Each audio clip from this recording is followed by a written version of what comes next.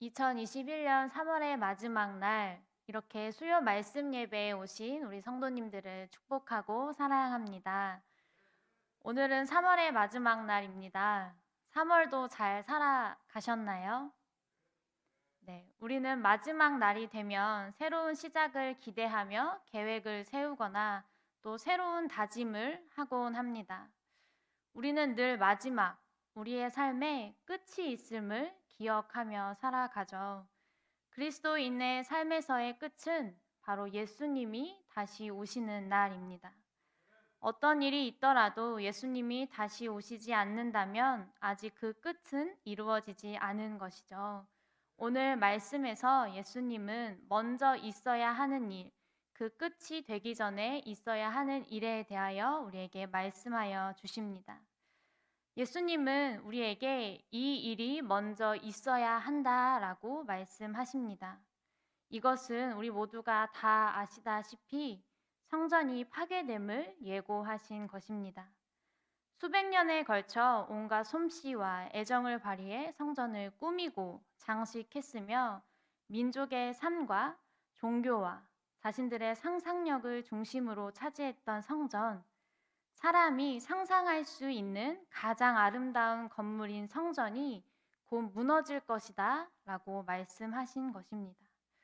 오늘 5절의 말씀을 보면 이렇게 나와 있습니다. 주변인들이 성전의 화려한 외양에 대하여 감탄하고 있습니다. 아름다운 돌과 헌물로 꾸민 것을 보며 감탄하는 이들에게 예수님은 그 감탄의 어조를 뒤집으시며 그 성전의 돌 위에 돌 하나도 남지 않고 철저히 파괴하는 날이 올 것이다 라고 말씀하신 것이죠.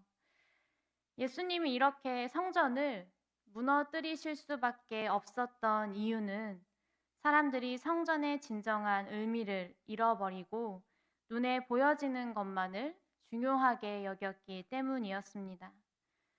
성전이 무너질 것이다 라는 이 예언 앞에 이 앞 본문은 바로 가난한 과부의 헌금에 대한 말씀이 나오고 있습니다. 4절의 말씀이죠. 저들은 그 풍족한 중에서 헌금을 넣었거니와 이 과부는 그 가난한 중에서 자기가 가지고 있는 생활비 전부를 넣었느니라. 많은 것은 아니지만 자신이 가지고 있는 전부를 하나님께 드린 이 한 여인의 모습은 진정으로 하나님을 사랑하고 자신의 삶을 다 드린 자의 모습입니다. 이 한 여인의 모습과 성전 외관만, 아름다움만을 바라보며 감탄하는 이들의 마음의 차이를 예수님은 말씀하고 계신 것입니다. 이렇게 하나님의 뜻을 잃어버린, 진정한 의미를 잃어버린 성전은 허물어져야 합니다. 그러나 무너짐이 있어도 그 끝은 아직 아니라고 말씀하십니다. 왜냐하면 그것이 다시 세워질 것이기 때문입니다. 예수님은 이것이 다시 세워질 때까지 두려워하지 말라라고 우리에게 말씀하여 주십니다. 오늘 9절의 말씀입니다. 오늘 9절의 말씀 함께 읽겠습니다. 난리와 소요의 소문을 들을 때에 두려워하지 말라. 이 일이 먼저 있어야 하되 끝은 곧 되지 아니하리라. 아멘. 두려워하지 말라는 예수님의 이 말씀은 이 일이 일어날 때에도 주님께서 다시 세우실 것이 있음을 믿으며 그리스도인으로서의 구별된 삶을 살아야 한다라는 말씀입니다. 끝은 곧 되지 않으리니 그때까지 우리는 예수님의 제자로서 구별된 삶을 살아야 한다라는 말씀이죠. 성전은 무너졌지만 환란의 징조들이 우리를 두렵게 하지만 절망과 무너짐 속에 우리가 머물러 있는 것이 아니라 그 시간 속에서 우리가 해야 할 일을 말씀해 주고 계신 것입니다. 그런데 예수님께서는 예수님이 다시 오실 때까지 우리에게 무엇을 해라, 무엇을 지켜라, 끝이 올 때까지 더 착하게 살고 더 복음을 전하며 살아라 라고 우리에게 말씀하고 있지는 않으십니다. 예수님은 이 시간 우리에게 육신은 함께 할 수 없지만 늘 우리를 지켜주시며 보호해 주시겠다라는 약속을 해주고 계십니다. 참 놀라운 말씀이죠. 성전이 파괴되고 끝이 오는 때, 또 그리스도인들이 박해받고 어려움과 두려운 일들이 일어나는 이때에 예수님은 그의 사랑하는 자들에게 무언가를 더욱더 주기 원하신다라는 것입니다. 예수님의 제자로 구별된 삶을 살아간다라는 것은 이렇게 예수님의 도우심이 우리의 삶에서 보여지는 것입니다. 그렇게 예수님은 우리에게 이런 것들을 주기 원하시는 것들을 이 시간 우리에게 말씀으로 나타내 주고 계십니다. 15절의 말씀입니다. 우리 15절의 말씀 함께 읽어보겠습니다. 내가 너희의 모든 대적이 능히 대항하거나 변박할 수 없는 구변과 지혜를 너희에게 주리라. 아멘. 예수님은 오늘 우리에게 이것을 주신다라고 약속하십니다. 바로 내가 너희의 모든 대적이 능히 대항하거나 변박할 수 없는 구변과 지혜를 주신다고 약속하십니다. 내가 스스로 뭐라고 변명할까? 이 상황 가운데 이것을 어떻게 빠져나갈까? 미리 고민하는 것이 아니라 우리를 위해 지혜를 주시겠다는 이 약속이 우리에게 함께 하기를, 이 지혜를 간구하기를 원합니다. 지금 우리의 삶 속에서는 지혜가 필요합니다. 14절에서 예수님은 변명할 것을 미리 궁리하지 않도록 명심하라라고 말씀하시죠. 변명하는 것, 그리고 지혜는 완전히 다른 것입니다. 어떠한 상황에 놓였을 때 변명으로 그 상황을 빠져나가는 것과 지혜를 가지고 그 상황을 이기는 것은 완전히 다른 것이죠. 그저 어려운 상황을 회피하려는 것이 아닌 이것을 해결할 수 있는 하나님의 지혜를 주시겠다라고 말씀하신 것입니다. 예수님의 이름을 지키다가 마주하게 되는 어려운 상황들 속에서 우리를 홀로 두지 않으시고 하나님의 뜻을 알 수 있는 지혜를 주셔서 이러한 상황들을 이기게 하여 주신다라는 약속입니다. 우리는 예수님의 지혜의 모습들을 우리 성경 속에서 찾아볼 수 있습니다. 예수님께서 바리새인들과 논쟁에서 늘 하나님의 뜻을 선포하시며 그들을 잠잠하게 하셨습니다. 안식일에 손 마른 자를 고치셨을 때를 생각해 보면 바리새인들은 안식일에 일한다고 율법을 지키지 않았다고 소리쳤지만 예수님은 그들에게 어떻게 말씀하시죠? 누가복음 6장 9절에서 예수님은 이렇게 말씀하십니다. 예수께서 그들에게 이르시되 내가 너희에게 묻노니 안식일에 선을 행하는 것과 악을 행하는 것, 생명을 구하는 것과 죽이는 것 어느 것이 옳으냐? 라고 질문하십니다. 예수님은 안식일에 생명을 살리는 일을 통하여서 하나님의 뜻을 보여주십니다. 그 하나님의 뜻을 선포하시며 그들의 어리석음을 잠잠하게 하신 것입니다. 예수님은 그러실 수 없지만 만약 지혜의 말씀, 하나님의 뜻의 지혜를 전하는 말씀이 아닌 예수님이 변명을 했다라고 생각을 해봅시다. 안식일에 손 마른 자를 고쳐주신 예수님 앞에 바리새인들이 나타났습니다. 이들은 안식일에는 아무 일도 하지 않아야 하거늘 율법을 지키지 않았다고 예수님에게 뭐라고 하는 것이죠. 이들의 말이 진리가 아닌 것을 알지만 그저 이 주어진 상황, 어려운 상황을 모면하려 한다면 알았어. 어쩔 수 없으니 어쩔 수 없는 일이었으니 다음부터는 그러지 않도록 하지 라고 말하면 그 상황은 어려운 상황은 벗어날 수 있게 됩니다. 그러나 예수님은 그저 상황을 벗어나기 위한 변명이 아닌 그냥 모면함이 아닌 하나님의 뜻을 선포하여 주셨습니다.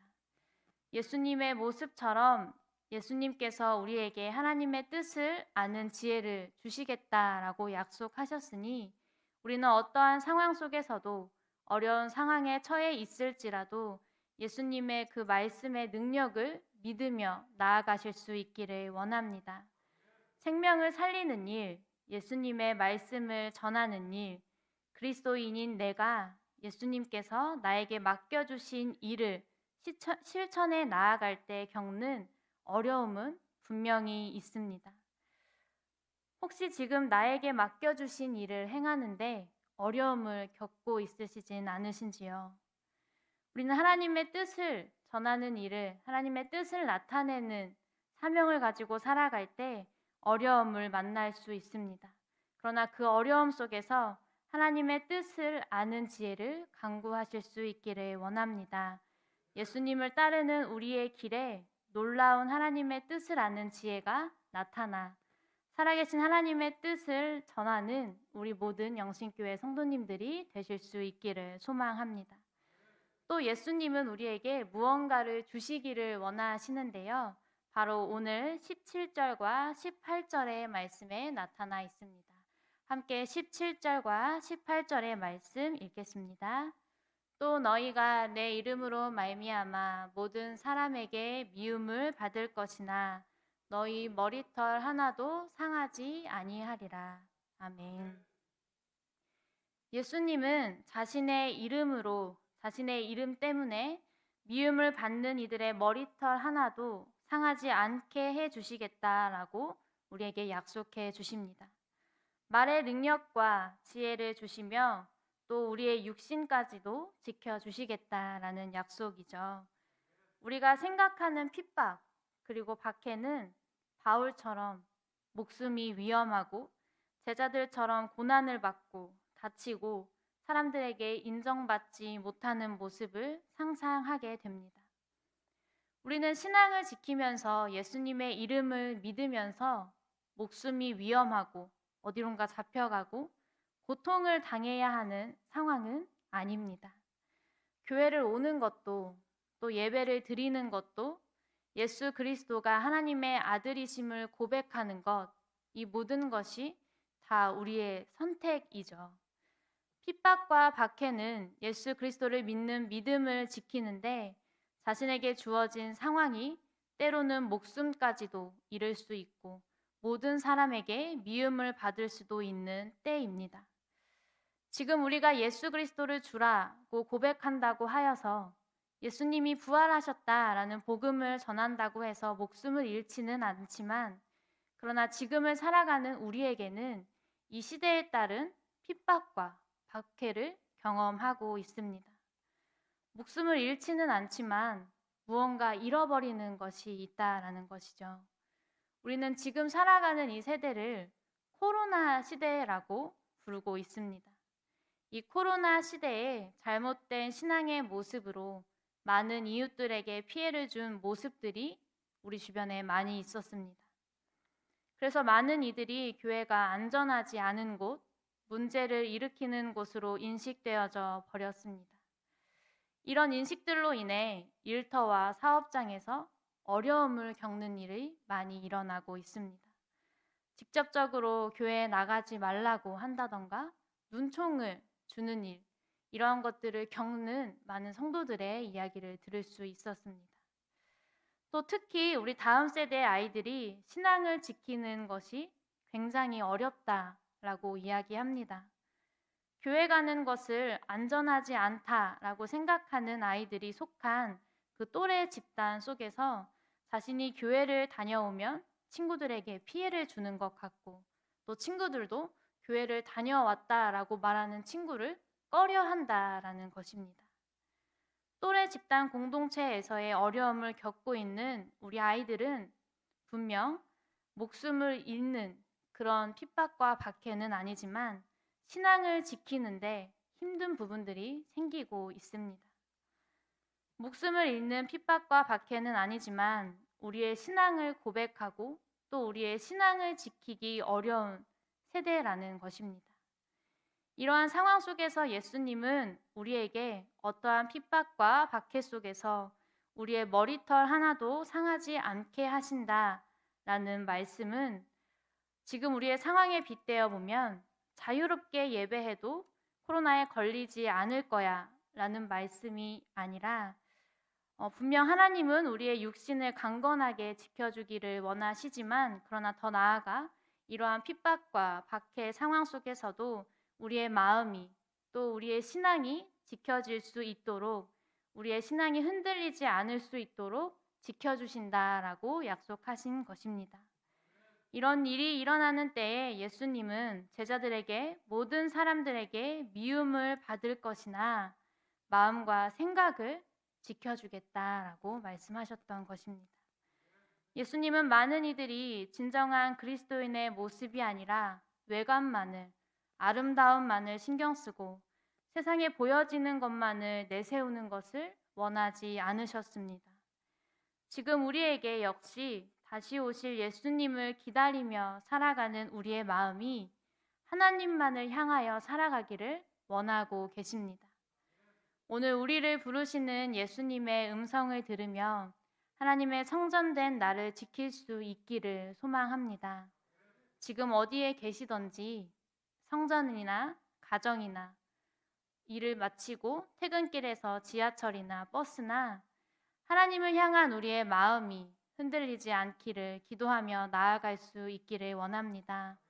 이 어려운 상황 속에서도 하나님을 더욱 사랑하고 주님을 따라가려는 우리를 보시며 우리에게 힘 주시기를 원하시고 하나님의 뜻을 아는 지혜와 평안함을 주시기를 원하시는 예수님이 지금 나의 옆에 함께 계심을 바라볼 수 있기를 원합니다.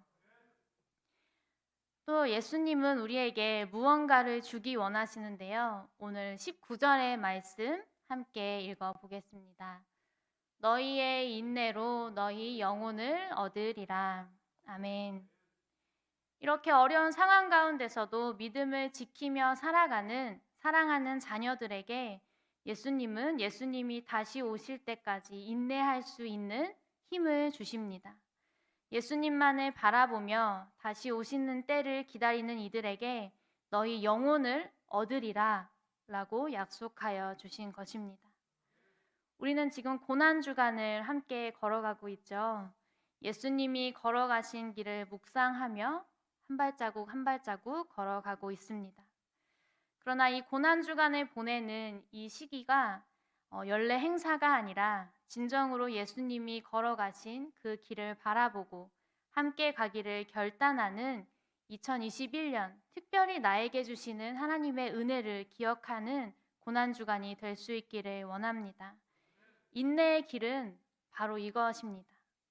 우리가 예수님이 언제 오실지 알 수 없지만 계속 예수님이 다시 오실 때까지 예수님이 걸어가신 그 길을 함께 걸어가는 것이죠.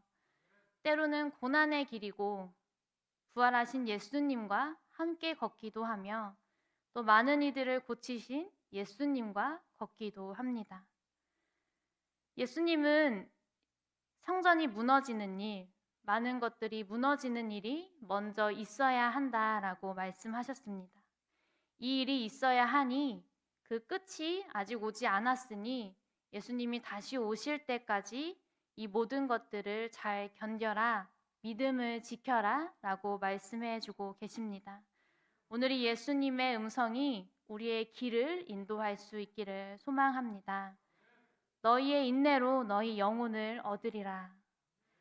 우리가 인내하는 것, 이 세상의 것을 참는 것이 아니라 하나님 나라가 이르는 그날까지 어떠한 상황 속에서도 우리의 믿음과 신앙을 잃지 않고 우리에게 주시기를 원하시는 하나님의 뜻을 아는 지혜를 간구하며 또 하나님께서 우리에게 주신 인내를 소망하며 살아갈 수 있기를 원합니다.